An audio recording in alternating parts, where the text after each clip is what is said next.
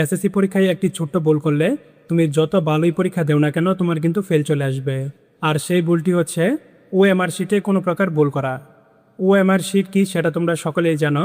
আর এই ওএমআর শিটে তোমার এসএসসি পরীক্ষার রোল, রেজিস্ট্রেশন নং এবং বিষয় কোড ও সেট কোড লিখতে হবে এবং সেগুলো কিন্তু সঠিকভাবে বৃত্ত বরাট করতে হবে। যদি তোমরা এগুলো লিখতে এবং বৃত্ত বরাট করতে কোনো প্রকার ভুল করো তাহলে কিন্তু তুমি যত ভালোই পরীক্ষা দেও না কেন তোমার কিন্তু ফেল চলে আসবে। আজকের এই ভিডিওটিতে আলোচনা করব, যদি তোমরা ওএমআর শিটে তোমার এসএসসি পরীক্ষার রোল, রেজিস্ট্রেশন নং, বিষয় কোড কিংবা সেট কোড লিখতে ভুল করো বা বৃত্ত বরাট করতে ভুল করো তাহলে সেই ক্ষেত্রে তোমাদের কি করতে হবে। তাই অবশ্যই ভিডিওটি না টেনে সম্পূর্ণ দেখতে থাকো এবং আমাদের চ্যানেলে নতুন হয়ে থাকলে অবশ্যই চ্যানেলটিকে সাবস্ক্রাইব করে নেবে। আর যদি ইতিমধ্যেই সাবস্ক্রাইব করে থাকো তাহলে থ্যাংক ইউ সো মাচ। তো চলো এখন কথা না বাড়িয়ে মূল ভিডিওটি শুরু করা যাক। যদি রোল, রেজিস্ট্রেশন নং কিংবা বিষয় কোড অথবা সেট কোড লিখতে তোমার ভুল হয় তাহলে সেই ক্ষেত্রে তোমরা কোনোভাবেই সেটাকে গসামাজা করবে না। যদি ভুল হয়ে যায় তাহলে সেই ভুলটাকে শুধুমাত্র একটি টান দিয়ে কেটে দিবে এবং তারপর তোমরা সঠিকটি লিখে দিবে এবং তারপর সঠিক ঘরে বৃত্তগুলো বরাট করে ফেলবে। তাহলে কিন্তু আর তোমাদের কোনো প্রকার সমস্যা হবে না। আর যদি তোমার উপরের লেখা ঠিক থাকে এবং তুমি বৃত্ত বরাটের ক্ষেত্রে ভুল করো, অর্থাৎ 1-এর জায়গায় যদি তোমরা 0-র গড় পূরণ করে ফেলো বা 3-এর জায়গায় 2-এর গড় পূরণ করে ফেলো তাহলে সেই ক্ষেত্রেও কিন্তু তোমরা এটাকে কাটাকাটি করবে না, ক্রস চিহ্ন দিবে না কিংবা গসামাজা করে তোলার চেষ্টা করবে না এবং সাদা ফ্লুইড লাগিয়ে সেটিকে মুছার চেষ্টা করবে না।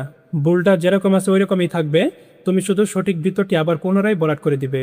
অর্থাৎ তুমি যদি 3-এর জায়গায় 2 বরাট করে ফেলো তাহলে সেই ক্ষেত্রে তুমি যে 2 বরাট করছো সেটিকে কোনো প্রকার কাটাকাটি করবে না, তুমি আবার পুনরায় 3-এর গড়টি বরাট করে দিবে। 2-এর গড়টিকে কোনোভাবেই গসামাজা করবে না কিংবা সাদা ফ্লুইড ব্যবহার করে সেটিকে তোলার চেষ্টা করবে না কিংবা ক্রস চিহ্ন দিয়ে কাটার চেষ্টা করবে না। তুমি যে উপরে 3 লিখছো এবং তারপর যে এই সারিতে 3-এর গড়টি বরাট করা আছে ওএমআর মেশিন কিন্তু 3কেই কাউন্ট করবে।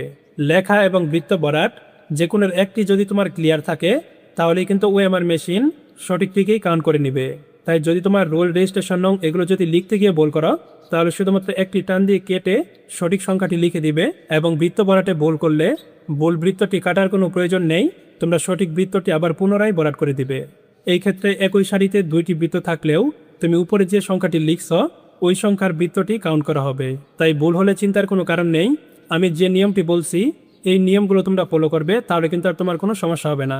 আরেকটি বিষয় মনে রাখবে, যদি এমসিকিউ এর সেট কোডের ক্ষেত্রে কোনো প্রকার উল্টাপাল্টা করে ফেলো এবং সেটি যদি তুমি ধরতে না পারো তাহলে কিন্তু তোমার নির্ঘাত ফেল চলে আসবে। উদাহরণস্বরূপ ধরো তোমার প্রশ্ন আসছে ক সেট এবং তুমি ক সেটের উত্তরগুলো দাগিয়েছ, সেই ক্ষেত্রে যদি তুমি ভুল করে কোনোভাবে খ লিখে ফেলো এবং খ বরাট করে ফেলো এবং পরবর্তীতে যদি তোমরা এগুলো সংশোধন না করতে পারো তাহলে কিন্তু তুমি যত ভালোই পরীক্ষা দাও না কেন তোমার কিন্তু এমসিকিউতে ফেল চলে আসবে। তাই অবশ্যই এমসিকিউর সেট কোডটি তোমরা খুবই সাবধানতার সাথে পূরণ করবে। যদি লিখতে বা বরাট করতে ভুল হয় তাহলে কি করতে হবে সেটি কিন্তু আমি আগেই তোমাদেরকে বলছি। আশা করি পরীক্ষার কেন্দ্রে ওএমআর শিটে রোল, রেজিস্ট্রেশন নং, বিষয় কোড কিংবা সেট করে যদি ভুল হয় তাহলে সেই ক্ষেত্রে তোমাদেরকে কি করতে হবে সেটি তোমরা বুঝতে পারছো। আজকের মতো এখানে বিদায় নিচ্ছি, আবার দেখা হবে পরবর্তী ভিডিওতে। ততক্ষণ পর্যন্ত সকলেই ভালো থাকবে এবং সুস্থ থাকবে। আল্লাহ হাফেজ।